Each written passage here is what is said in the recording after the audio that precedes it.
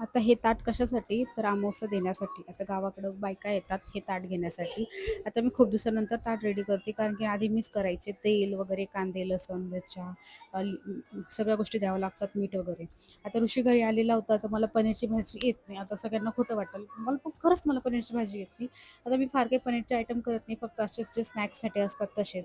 पण भाजी खूप छान झाली होती. मी बघून घेतली, शिकून घेतली. आता नेक्स्ट टाईम मी करेल त्याला असं म्हटलं. आता थोडं पनीर एक्स्ट्रा उरलं तर म्हणून मस्त पहाडी पनीर बनवलं.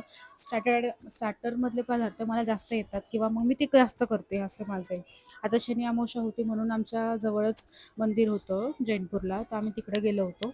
आता गर्दी तर होती, पण फार अशी काही नाही. आणि तिथे आजूबाजूला ना सगळे छोटे-छोटे मंदिर होते. राहू, मंगळ, केतू, गुरु आणि हे नदी ते पूर्ण. आता सध्या नदीला काहीच पाणी नाहीये, त्यामुळं जायला यायला सोपं होतं. नाहीतर हे देव पूर्ण पाण्याखाली जातात कधी-कधी, एवढा पाऊस होतो. आता स्वामींनी सगळ्या देवांचं दर्शन घेतलं आणि